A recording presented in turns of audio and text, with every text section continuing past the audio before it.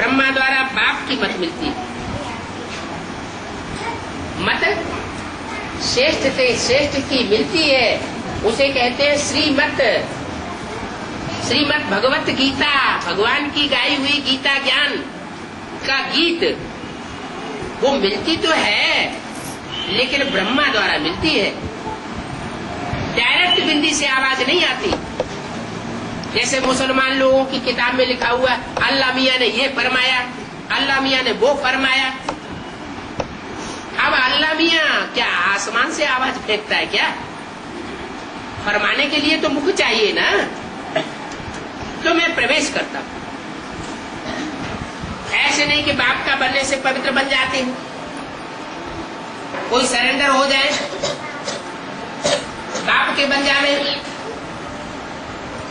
समर्पण पत्र लिख देवे, तो ऐसा करने से ही पावन बन जावेंगे, ये कोई जरूरी नहीं। नहीं, बाप युक्ति समझाते हैं। अपने बच्चों को कहते हैं, बच्चे मन मना भव। क्या करो? मन मना भव। मना माना मन में, भव माना समाजा। अपने मन को मेरे मन में समा दे। माना जैसे मैं निसंकल्पी स्टेज वाला हूं, वैसे तू भी निसंकल्पी स्टेज वाला हूं। माना सैंपल सामने रख दिया ब्रह्मा का, प्रजापिता का, कि जैसी उसकी मन बुद्धि है वैसे ही तुम बच्चों की मन बुद्धि भी होनी चाहिए। कोई भी बातों में क्रॉस नहीं होना चाहिए। वाचा से क्रॉस हो जाए, प्रजापिता ब्रह्मा के द्वारा कुछ बोला जाए और बच्चे कुछ और बोले,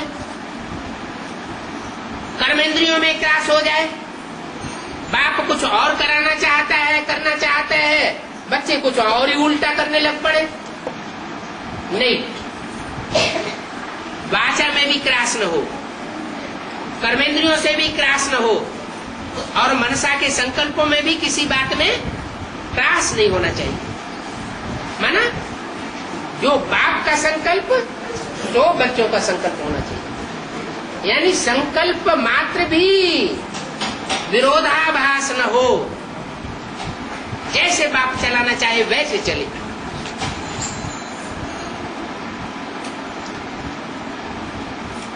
तो बाप कहते हैं बच्चे मन मना भव। जरूर पहले इनको कहेंगे। इनको है, बाप कहते हैं मन मना भाव, तो पहले किसको कहेंगे? इनको। इनको माने कोई दो है कम से कम, इसको नहीं। अगर इसको कहा होता तो ब्रह्मा के लिए लागू होता, क्योंकि ब्रह्मा के तन में प्रवेश करके ये मुरली चलाई। इसको नहीं, क्या कहा? हाँ, पहले इनको कहते हैं मन मना भव। इनको माना दो हो गए, एक प्रजापिता और एक ब्रह्मा।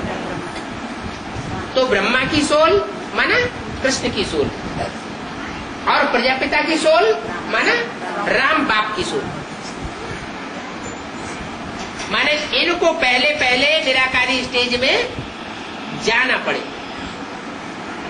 इन द्वारा ही कहते हैं, क्योंकि गुरु कहे, सतगुरु अकाल मूर्त कहा जाता है।